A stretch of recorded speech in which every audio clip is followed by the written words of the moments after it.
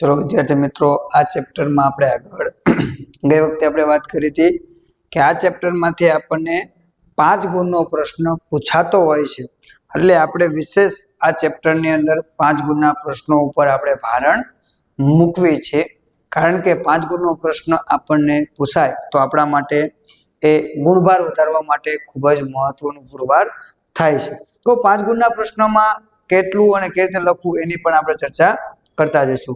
तो पहलो ज प्रश्न है स्वाध्यायनो गरीबी एटले शुं गरीबीना निर्देशको समजावो। हवे प्रश्न आपने बोर्ड में कई रीते पूछायेलो छे गरीबीनो अर्थ आपी गरीबीना निर्देशको समजावो एवो 2020 ની અંદર प्रश्न पूछायेलो छे अने गरीबीना निर्देशको समजावो कोई पण 5 ए 2024 में आपने प्रश्न पूछायेलो छे। हवे निर्देशको तो जाजा छे पण अहीं आपणे बधा निर्देशकोनी चर्चा करशुं पण ज्यारे 5 गुणनो प्रश्न पूछाय जो ज्यारे आवो प्रश्न पूछाय छे त्यारे अर्थनो 1 गुण होय छे अने निर्देशकोना 4 गुण होय छे। तो ज्यारे पण 5 गुणनो प्रश्न पूछाय त्यारे आपणे 5 मुद्दाओ समजावવાનો विशेष आग्रह राखशुं कारण के कदाच घणीवार सूचना नथी लखी होती पण तोय एवुं मानवामां आवतुं होय छे के 5 मुद्दानी समजूतीना 5 गुण आपवा बरोबर अने स्पष्ट प्रमाण में उल्लेख करेलो छे कोई पण 5 मुद्दा तो काई प्रश्न रहतो नथी। तो हमेशा मोटो प्रश्न होय 5 गुणनो प्रश्न ए प्रस्तावनाथी लखવો छे। आपणे बीजा जे चेप्टर मांथी 5 गुणना प्रश्नोथी पूछाता एमां बधुं नथी लीधुं कारण के एमां कदाच न पूछाय एवुं पण बने पण आ चेप्टर मांथी आपणे पूछावाना छे એટલે व्यवस्थित प्रश्न लखावो छे। पहेला शरूआत प्रस्तावनाथी करो तो आपणे प्रस्तावनाथी करी छे के गरीबीनी कक्षा अने तेनुं बंधारण दर्शावती बाबतोने गरीबीना निर्देशको कहे छे। तमने एक गुणमां प्रश्न पण पूछाय के गरीबीना निर्देशको एटले शुं तो गरीबीनी कक्षा अने तेनुं बंधारण दर्शावती बाबतोने आपणे गरीबीना निर्देशको तरीके ओळखवामां आवे छे। गरीबो अने गरीबीनी कक्षाए ओळखवा माटे ચોક્કસ निर्देशको उपयोगी है जेना द्वारा गरीबीना ચોક્કસ स्वरूप अने प्रमाणने जाणी शकाय छे। प्रस्तावनामां कोई पण शब्द तमे लखी शको छो फिक्स होतुं नथी ए गोखवानी पण नथी। हवे आपणे वात करवानी छे गरीबीनो अर्थ। ज्यारे समाजनो एक मोटो वर्ग पोतानी पायानी लघुत्तम जीवन जरूरियातो संतोषी शकतो नथी ए परिस्थितिने आपणे गरीब कहेवामां आवे छे बरोबर। अगु पण अर्थ आवी गयो छे पर ज्यारे समाजनो एक मोटो वर्ग पोतानी पायानी लघुत्तम जीवन जरूरियातोने संतोषी शकतो नथी तो ए परिस्थितिने पण आपणे गरीब कहेवामां आवे छे। हवे आपणे वात करवानी छे गरीबीना निर्देशको। 24 छे आ बेरो विसित कुमारना बाप छो शो एटले पेलो लीधो छे बरोबर काउंस में ए એટલે અપેક્ષિત આયુષ્ય ત્યારબાદ આ એટલે કે આવક અને સંપત્તિની અસમાન વહેંચણી એટલે આ રીતે ટીક કરતું જવાનું એટલે તમને ખબર પડે। બેરો આખું છે બેરોજગારીનો ઊંચો દર ત્યારબાદ વી એટલે કે વીજળી વપરાશ સી એટલે શિક્ષણ ત એટલે तबीबी सगवड़ कु एटले कुपोषणनुं प्रमाण मा एटले नीचो माथादीठ घरगथ्थु वपराशी खर्च र एटले રહેઠાણ। आ ना जे छे ने विद्यार्थी मित्रों साइलेंट छे એટલે આમ ગો ટીક કરી નાખવાનું એટલે ત્યારે આપણને એમ ન થાય કે ના ક્યાંથી ને આવી ગયો મારા ના કેમાં લખવું બરોબર। એ સાઇલેન્સ એટલે એના ઉપર ગોળ મીંડું કરી નાખવાનું કે એનો કોઈ મુદ્દો છે નહીં। પછી બા અને પ એટલે કે બાળ મૃત્યુ દર અને પીવાનું પાણી છો એટલે આ સોની જગ્યાએ આ સાયલેન્ટ છે પણ આ લેવાનું એક જ છે શો એટલે શૌચાલયની સુવિધા બરોબર। તો આપણે 24 મુદ્દાઓ યાદ રાખવા માટેની અને આપણે 3 ગુણમાં કીધું હતું એક આ મુદ્દો કારણ કે સ્વાસ્થ્ય સાથે સંકળાયેલો છે પછી ત્યારબાદ तबीबी सगवड़ो कुपोषणनुं प्रमाण बाळ मृत्यु दर તો આ 4 મુદ્દાઓ જે છે કેની સાથે સંકળાયેલા છે વિદ્યાર્થી મિત્રો? સ્વાસ્થ્ય સંબંધી નિર્દેશકો કહી શકાય છે. સ્વાસ્થ્ય સંબંધી નિર્દેશકોમાં પીવાનું પાણી પણ લઈ શકાય, બરોબર? તો એ બાબતોને આપણે ધ્યાનમાં લેવાનું છે, બરોબર? આપણે બધા નિર્દેશકોની ચર્ચા કરશું, કારણ કે આપણે તો કોઈ પણ 5 મુદ્દાઓ આપણે વિશેષ યાદ રાખવાના, પણ એમાં સ્વાસ્થ્ય સંબંધીઓને પહેલી શું? અપેક્ષિત આયુષ્ય. હવે તમને કોઈ પણ સાહિત્યની અંદર કે કોઈ પણ જગ્યાએ આ મુદ્દાઓ બહુ વિગતવાર સમજાયા છે, પણ આપણે વ્યવસ્થિત જે જરૂર છે એ પ્રમાણમાં જ લીધું છે. અપેક્ષિત આયુષ્ય જન્મ સમયે બાળક કેટલું જીવશે તેનો અંદાજ એટલે અપેક્ષિત આયુષ્ય. એક ગુણમાં પૂછાય તો પણ આવડે, બરોબર? કે અપેક્ષિત આયુષ્ય એટલે કે બાળક કેટલા સમય માટે જીવશે, એટલે કે જે બાળક જન્મે છે એ કેટલું જીવશે એ અંદાજ એટલે અપેક્ષિત આયુષ્ય. ફિક્સ નથી, એક્સપાયર ડેટ નથી. 2014માં ભારતનું અપેક્ષિત આયુષ્ય 68 વર્ષનું હતું, જે વિકસિત દેશોની સરખામણીમાં ઘણું ઓછું જોવા મળે છે, જે ગરીબીનો નિર્દેશ કરે છે. તેમ આપણે કહી શકાય કે જે નબળી આરોગ્યની સ્થિતિ અને ગરીબીનો નિર્દેશ કરે છે, એટલે કે આપણું અપેક્ષિત આયુષ્ય ઓછું છે કારણ કે આરોગ્યની સગવડતાઓ નીચી છે, તેમ કહી શકાય. આવક અને સંપત્તિની અસમાન વહેંચણી. 1991ના આર્થિક સુધારા બાદ ના સમયમાં ભારતમાં ઊંચા દરે આર્થિક વૃદ્ધિ અને માથાદીઠ આવકમાં ઝડપથી વધારો થયો હોવા છતાં આવકની અસમાન વહેંચણીને કારણે ગરીબીમાં મોટા પ્રમાણમાં ઘટાડો નોંધાયો નથી. એટલે કે આવક વધી, ભારતની આર્થિક વૃદ્ધિ પણ થયું, માથાદીઠ આવક પણ વધી, પણ સાચા અર્થમાં વૃદ્ધિ અને વિકાસ થવાથી ગરીબીના પ્રમાણમાં ઘટાડો થવો જોઈએ, પણ એ થયો નહીં. કેમ? તો કે થોડાક જ લોકોની આવકમાં વધારો થયો, એટલે કે આવકની વહેંચણી અસમાન રહી, એટલે પરિણામે ભારતની અંદર મોટા પ્રમાણમાં ગરીબોની સંખ્યા જે છે એમાં ઘટાડો નોંધાયો નથી. ભારતના ટોચના 1% લોકો પાસે 1998માં રાષ્ટ્રીય આવકના 9% જેટલો હિસ્સો હતો, 1%ના લોકો પાસે. અને જ્યારે 2012માં એ પ્રમાણ વધીને કેટલું થયું? 12.6% થાય છે. આ બાબત આર્થિક અસમાનતા તરફ લઈ જાય છે, જે ગરીબીનો નિર્દેશ કરે છે. એટલે કે ભારતમાં ગરીબી છે અથવા તો ભારત દેશ ગરીબ છે, એ આ બધા નિર્દેશ કરે છે કે આ કારણથી ભારત ગરીબ છે એમ. બેરોજગારીનો ઊંચો દર.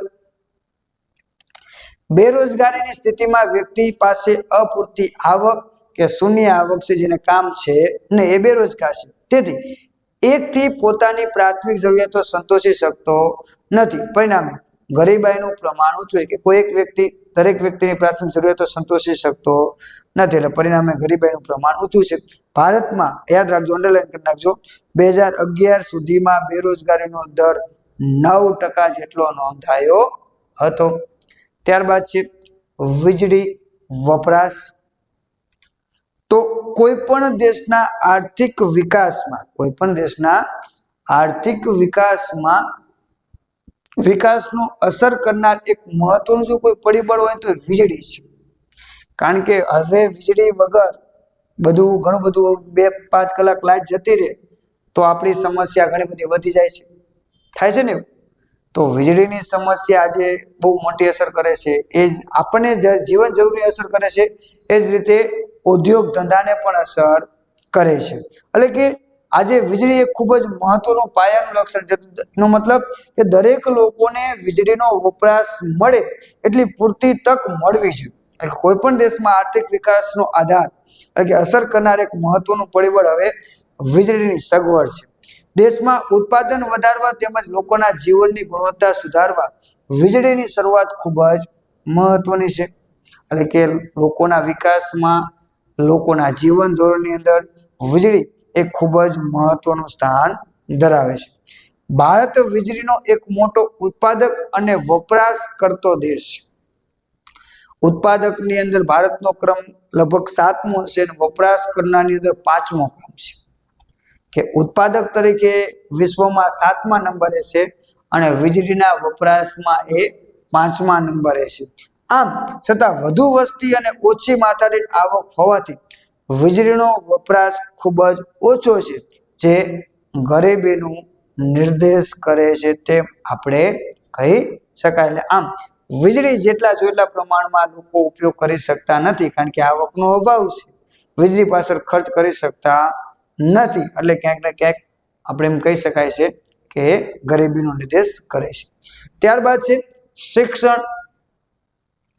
વિશ્વ બેંકની માહિતી મુજબ 15 વર્ષ કે તેથી વધુ ઉંમરના લોકો લખી અને વાંચી શકે તે સાક્ષર છે, એટલે કે શિક્ષણ પ્રાપ્ત કરેલ છે એવું માનવામાં આવે છે. બાકીના નિરક્ષર એટલે કે થંબનેલ એટલે કે અંગૂઠા છાપ છે તેવું માનવામાં આવે છે. અને જે નિરક્ષર છે એટલે કે જે અભણ છે, જેને વધારે પ્રમાણમાં શિક્ષણ મેળવેલું નથી, તે મોટા ભાગના ગરીબ હોય તેવું જોવા મળેલું છે. કારણ કે ગરીબ શા માટે છે? તો કે શિક્ષણ નથી.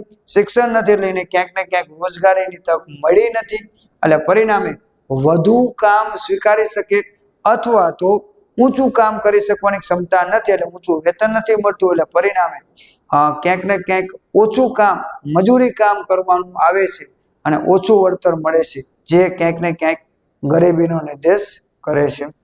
શિક્ષણ અને તાલીમના અભાવે લોકોને રોજગારી ન મળતા આવક પ્રાપ્ત થતી નથી અને ગરીબીમાં વધારો થાય છે. એટલે કે શિક્ષણ નથી સામે તાલીમ નથી, તાલીમ અને શિક્ષણનો અભાવ છે, એટલે પરિણામે ક્યાંક ને ક્યાંક ગરીબી વધે છે. એટલે તમે જુઓ કે ઘણા ના મા બાપ જે છે એ ખૂબ જ ગરીબીની પરિસ્થિતિ હશે, પણ તેમ છતાં પોતાના બાળકને આ સુવિધા આપી રહ્યા છે. તમે આજે મોબાઈલની અંદર, આ યુટ્યુબની અંદર તમે વિડીયો લેક્ચર જોઈ રહ્યા છો, તો એનો મતલબ કે એ ખર્ચ કરવાની એમનામાં ક્ષમતા પૂરતી હતી કે નહોતી એ જવા દો, પણ તમને સુવિધા પૂરી પાડી. શા માટે? તો કે તમે સારું શિક્ષણ મેળવો, અને તમે સારું શિક્ષણ મેળવીને એમને એ પણ આશા નથી કે તમે કલેક્ટર બની જાઓ. એમની માત્ર એટલી જ આશા છે કે તમે સારું શિક્ષણ મેળવી ભવિષ્યમાં તમે સારી જગ્યાએ સેટલ થાવ. એ વ્યવસાય હોય તોય ભલે, ધંધો હોય તોય ભલે, અને નોકરી હોય તો ભલે. એટલે એમને જે કર્યું છે, એમને જે ખેતીનું કામ કરેલું છે, ક્યાંક મજૂરીનું કામ કરેલું છે, ક્યાંક બાંધકામનું કામ કરેલું છે, ક્યાંક અન્ય કોઈ કામ કરેલા છે, એ કાર્ય તમારે ન કરવું પડે એટલે તમને આ બધી સગવડતા આપે છે. તમને સારી શાળાની અંદર મોકલે છે, શાળા આવવા જવા માટેની વ્યવસ્થા કરી આપે છે, નાસ્તા માટેનો ખર્ચ આપે છે, પુસ્તકો અને અન્ય કોઈ મટીરિયલો લેવા છે તો એના માટે ખર્ચ આપે છે. તો એ ખર્ચ કરવાની ક્ષમતા ન હોવા છતાં પણ તમને પૂરી પાડે છે. કેમ? તો કે શિક્ષણના અભાવના કારણે એ વધુ કમાવાની ક્ષમતા ધરાવતા નથી, એની પાસે વિકલ્પો નથી, પણ એ જ બાબત એના પાછળ બાળકને ન થાય એના માટે તમારી પાછળ ખર્ચ કરી રહ્યા છે. એટલે કે શિક્ષણ અને તાલીમ જો હોય તો લોકોને રોજગારી મેળવવા માટેના વિકલ્પો વધી જાય છે. તલાટીમાં જઈ શકે, કોન્સ્ટેબલમાં જઈ શકે, પીએસઆઈમાં જઈ શકે, પીઆઈમાં જઈ શકે, કોઈ પણ બીજી સરકારી નોકરીઓ છે, ત્યારબાદ ખાનગી સેક્ટરો છે, ક્યાંક બેન્કિંગ સેક્ટરો છે, અથવા પોતાનો વ્યવસાય કરી શકે, કોમ્પ્યુટર ઉપરનો વ્યવસાય કરી શકે છે. કારણ કે જ્ઞાન છે તો એને ગમે ત્યાં નોકરી મળે છે, અથવા તો પોતે જાતે કામ કરી શકે છે, એટલે પરિણામે એ ક્યાંક ને ક્યાંક આવક ઊભી કરી શકશે. 2011માં સાક્ષરતાનું પ્રમાણ બ્રાઝિલમાં 91% હતું. વિચાર કરો, બ્રાઝિલની અંદર 100 વ્યક્તિએ 91 જણા લોકો ભણેલા છે, 91% શિક્ષણ. અને એ જ પ્રમાણ ભારતની અંદર 74.4. એનો મતલબ હજુ પણ ભારતની અંદર 100 જણામાંથી 25 જણા આજની સ્થિતિમાં પણ એવા છે કે જે અક્ષર જ્ઞાન મેળવતા નથી. બરોબર છે? કે જે શિક્ષણ મેળવતા નથી. 25% લોકો, 100% એટલે 100 વ્યક્તિઓ 25 લોકો થયા, તો એ ક્યાંક ને ક્યાંક એમ કહી શકાય છે કે ગરીબીનો નિર્દેશ કરે છે. કેમ? શિક્ષણ નથી મેળવતા. બરોબર છે? તો એ ક્યાંક ને ક્યાંક ગરીબીનો નિર્દેશ કરે છે. ત્યારબાદ છે તબીબી સગવડો. સ્વાસ્થ્ય ક્ષેત્રે ડોક્ટર, નર્સ, કમ્પાઉન્ડર વગેરે કર્મચારીઓનો સમાવેશ એ તબીબી સગવડોમાં થાય છે. તબીબી સેવાઓમાં કોનો સમાવેશ થાય છે? તો માત્ર ડોક્ટરને, ડોક્ટર, નર્સ, કમ્પાઉન્ડર વગેરે કર્મચારીઓ સ્વાસ્થ્ય સાથે સંકળાયેલા છે તેમનો સમાવેશ થાય છે. તેની અછત સ્વાસ્થ્ય સેવાઓને શું કરે છે? પ્રતિકૂળ અસર કરે છે. ભારતમાં આંતરરાષ્ટ્રીય તુલનાએ તબીબી સગવડ અને ડોક્ટરની શું જોવા મળે છે? અછત જોવા મળે છે. કે ભાઈ વિકસિત દેશોની અંદર દર 6,000ની વસ્તીએ 350 ડોક્ટર મળે છે, જ્યારે ભારતની અંદર 6,000ની વસ્તી 1 ડોક્ટર પ્રાપ્ત થાય છે એવો આંકડો છે. તો એનો મતલબ કે ભારતની અંદર ડોક્ટરની ખૂબ જ તંગી છે તેમ આપણે કહી શકાય. વિકસતા દેશોમાં દર વર્ષે લગભગ 1.7 કરોડ લોકો ડાયરિયા, મેલેરિયા, ક્ષય જેવા રોગોથી મૃત્યુ પામે છે. એટલે કે વિકસતા દેશો એટલે કે ભારત જેવા દેશો. દુનિયામાં લગભગ 2.3 કરોડ લોકો એડ્સનો ભોગ બન્યા છે. તેમાંથી 90% વિકસતા દેશોમાં છે, જે ક્યાંક ને ક્યાંક ગરીબીનો નિર્દેશ કરે છે તેમ આપણે કહી શકાય. ત્યારબાદ છે કુપોષણનું પ્રમાણ. તો કુપોષણ એટલે શું એમ પણ પ્રશ્ન પૂછાય. જ્યારે વ્યક્તિ દ્વારા લેવાતા ખોરાકમાં પૂરતા પ્રમાણમાં કેલરી, પ્રોટીન, કાર્બોહાઈડ્રેટ, વિટામિન્સ અને મિનરલ્સ ન હોય ત્યારે વ્યક્તિ કુપોષણનો ભોગ બને છે. એટલે કે પૂરતી કેલરી હોવી જોઈએ, પૂરતી પ્રોટીન હોવું જોઈએ, કાર્બોહાઈડ્રેટ, વિટામિન્સ, મિનરલ્સ આ હોય તો એ કુપોષણ નથી. પણ આ બધાનો અભાવ એટલે કુપોષણનો ભોગ છે. એટલે કે પૂરતા પ્રમાણમાં આરોગ્ય છે ને એમ આપણે કહી શકાય. ભારતમાં વર્ષ 2014 અને 16માં 15.2% લોકો કુપોષણનો ભોગ બનેલા હતા. એટલે એમ કહી શકાય છે કે 115 લોકો એવા છે કે જેને આ પ્રમાણમાં પૂરતા પ્રમાણમાં પ્રોટીન, કેલરી કે કાર્બોહાઈડ્રેટ કે મિનરલ્સ મળતા નથી. 2015માં FAO ના અહેવાલ મુજબ ભારતમાં કુપોષિત વસ્તીનું પ્રમાણ વિશ્વમાં બીજા નંબરે હતું, જે શું કરે છે? ગરીબીનો નિર્દેશ કરે છે તેમ આપણે કહી શકાય. ત્યારબાદ છે માથાદીઠ ઘરગથ્થુ વપરાશી ખર્ચ.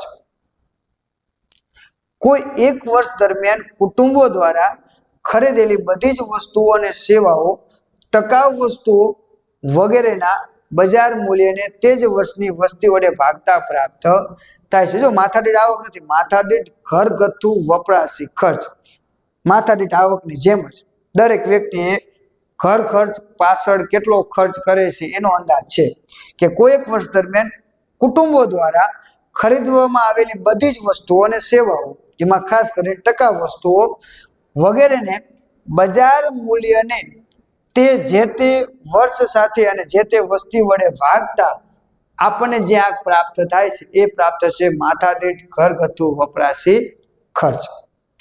ઓછી આવકને તે ગરીબોમાં માથાદીઠ વપરાશી ખર્ચ પણ કેવો જોવા મળે છે? નીચો જોવા મળે છે. 2014માં ભારતમાં 2005ની ભાવ સપાટી માથાદીઠ વપરાશી ખર્ચ $725 હતું, જ્યારે યુએસમાં તે $31,469 અને યુકેમાં તે $25,828 હતું. આપણું ડોલર 725 છે, 3 અંકમાં છે, અને આ બધા 3 ને 2 5 અંકમાં છે. આગલા બે કાઢ નાખો તોય આપણે ઓછો રહેશે.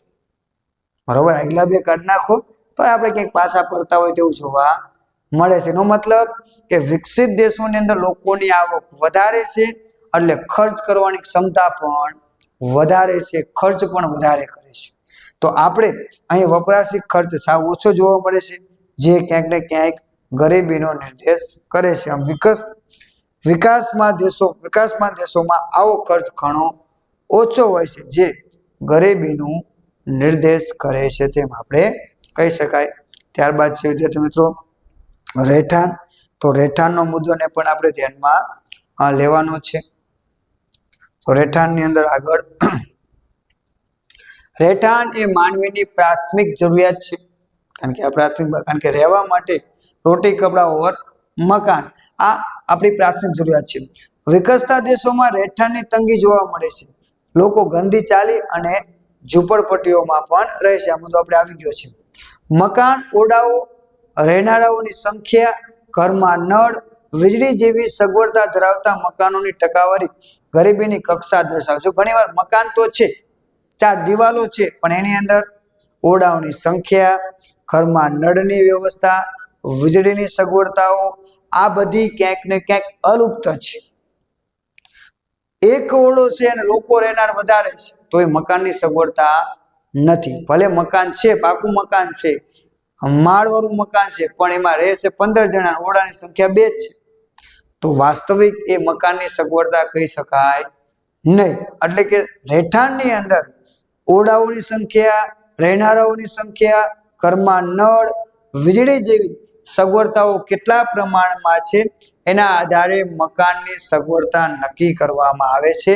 તો ગરીબીની કક્ષા, જો આ બધી સગવડતાઓ વધારે લોકો લઈ શકે છે તો ગરીબી ઓછી છે, અને આ બધી સગવડતાઓ ઓછી છે તો એનો મતલબ ગરીબીનું પ્રમાણ વધારે છે. તમે જુઓ કે જે ધનિક વ્યક્તિ છે તો એના મોટા બંગલાઓ છે, એસી છે, ઘરની અંદર ઓરડાઓની સંખ્યા વધારે છે, ઘરમાં જો એટલા પ્રમાણમાં વ્યવસ્થાઓ છે તો એ બતાવે છે.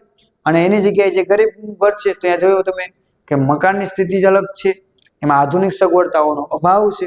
તો એ લોકોને આધુનિક સગવડતાઓ નહોતી જોતી, જોઈ છે, પણ શું છે, આવકની સમસ્યા છે.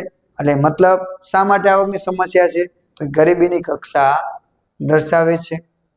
ભારતમાં 60 કરોડ લોકો સ્વાસ્થ્યને હાનિ પહોંચે અથવા જીવન માટે જોખમરૂપ હોય તેવા નિવાસ સ્થાનોમાં રહે છે, જે ગરીબીનો નિર્દેશ કરે છે તેમ આપણે કહી શકાય. ત્યારબાદ છે બાળ મૃત્યુ દર. બહુ બધી વાર પ્રશ્ન એકી ગુણમાં પૂછાયેલો છે કે બાળ મૃત્યુ દર એટલે શું?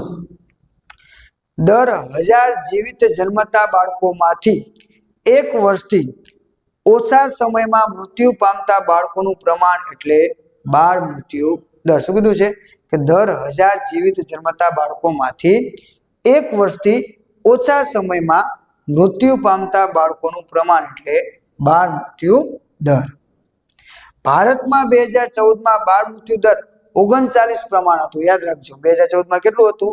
39 પ્રમાણ, એટલે કે 1000 બાળકોએ 39 બાળકો મૃત્યુ પામે છે, જે 1 વર્ષનું આયુષ્ય પણ ભોગવતા નથી, જે વિકસિત દેશોની સરખામણીમાં ઘણું ઊંચું જોવા મળે છે, જે નબળી આરોગ્યની સ્થિતિ અને ગરીબીનો નિર્દેશ કરે છે તેમ આપણે કહી શકાય. બાળ મૃત્યુ દર અને અપેક્ષિત આયુષ્યનો મુદ્દો ઘણી બધી જગ્યાએ ભેગો પણ છે, બુકમાં પણ ભેગો છે, ભેગો પણ લખી શકો છો, અલગ લખવું એવું જરૂરી નથી. પીવાનું પાણી. જન સમૂહનું સ્વાસ્થ્ય સૌથી વધુ સુરક્ષિત પીવા લાયક પાણી અને સ્વચ્છતાની સગવડતા સાથે સંકળાયેલું છે. સૌથી વધારે પાણી છે. દૂષિત પાણી અને પૌષ્ટિક આહારનો અભાવ એ રોગ માટેનું સૌથી મુખ્ય કારણ છે તેમ આપણે કહી શકાય. ભારતમાં 2011ની માહિતી મુજબ 63.3 કુટુંબોને નળ દ્વારા શુદ્ધ પીવાનું પાણી ઉપલબ્ધ છે. 8.67 કુટુંબોને નળ દ્વારા શુદ્ધિકરણ ન કરેલ પાણી અને 26% લોકો અન્ય સ્ત્રોત એટલે કે કુવા છે, નહેર છે, એના દ્વારા પીવાનું પાણી મેળવતા હોય તેવું જોવા મળે છે. ત્યારબાદ છે શૌચાલયની સુવિધા. 70% વસ્તી ગ્રામ્ય વિસ્તારોમાં રહે છે, જેમને પાણીજન્ય એટલે કે પાણી સાથે જન્ય રોગો અને ચેપી રોગો થવાની શક્યતા વધુ છે. એના માટે સ્વચ્છતા ખૂબ જ મહત્વની છે. ભારતમાં એક અંદાજ મુજબ 66% લોકો શૌચાલયનો વપરાશ કરે છે. બાકીના લોકો જાહેર શૌચાલયનો ઉપયોગ કરતા હોય તેવું જોવા મળે છે. 34% લોકો જાહેરમાં શૌચાલયોમાં જાય છે, જેથી પ્રદૂષણ વધે છે. પરિણામે શારીરિક નબળાઈ અને નીચી ઉત્પાદકતા રાખે છે, જે ગરીબી વધારવા માટે ક્યાંક ને ક્યાંક કારણ બનતું હોય તેવું જોવા મળે છે. તો આમ શૌચાલય જે છે એ ખૂબ જ, એટલે સરકારે તમે જુઓ કે દરેક ઘરની અંદર શૌચાલયની સગવડતા થાય એ વ્યવસ્થા કરી છે. અને આ મુદ્દો એટલો ગંભીર છે કે જેના કારણે એના ઉપર તો બે ફિલ્મ બની ગઈ. શૌચાલય, ટોયલેટ, બરોબર છે. એનો મતલબ ક્યાંક આપણને એમ થાય કે આ શૌચાલય હસવા જેવી બાબત છે, પણ એ મુદ્દો ગંભીર છે. એટલે એ ગંભીરતાને ધ્યાનમાં રાખી અને સરકારે અને ક્યાંક ને ક્યાંક લોકોએ પણ આના ઉપર ભાર મૂકી અને સરકારે અમુક પ્રકારની સહાયતા પણ આપતા હતા કે તમારા ઘરે શૌચાલય બનાવવું છે તો સરકાર એના માટે રૂપિયા પૂરા પાડે. કારણ કે આ મુદ્દાને વિશેષ ધ્યાનમાં લઈ અને ઘરે ઘરે શૌચાલયની સુવિધા ઊભી થાય એવા પ્રયત્નો, એટલે કે જાહેરમાં ખુલ્લામાં જે શૌચાલય જાય છે એ ઓછું પ્રમાણ થાય એના માટે પ્રયત્ન છે. તો એ પણ ક્યાંક ગરીબી માટે જવાબદાર છે તેમ આપણે કહી શકાય છે. તો કોઈ પણ 5 મુદ્દા લખવાના હોય તો સ્વાસ્થ્ય સંબંધી નિર્દેશકો પૂછાય તો માત્ર સ્વાસ્થ્ય સાથે સંકળાયેલા મુદ્દા જ લખવા. જો તમને નિર્દેશકો પૂછે કોઈ પણ 5 નિર્દેશકો લખો તો કોઈ પણ 5 લખો, પણ ફર્સ્ટ એમ કે સ્વાસ્થ્ય સંબંધી નિર્દેશકો સમજાવો તો કોઈ પણ 5 ચાલે નહીં, સ્વાસ્થ્ય સાથે સંકળાયેલા જ લખવાના, બરોબર. અને સ્વાસ્થ્ય સાથે કયા કયા મુદ્દા સંકળાયેલા છે એ મેં તમને અગાઉ જ ટીક કરાયેલા છે, તે તમે જોઈશું. તો વિદ્યાર્થી આજનો પ્રશ્ન સુધી રાખશું, બાકીના જે પ્રશ્નો છે એના માટે આપણે પછી મળશું. તો વિદ્યાર્થી મિત્રો આજના પીરિયડ માટે આટલું જ. Thank you.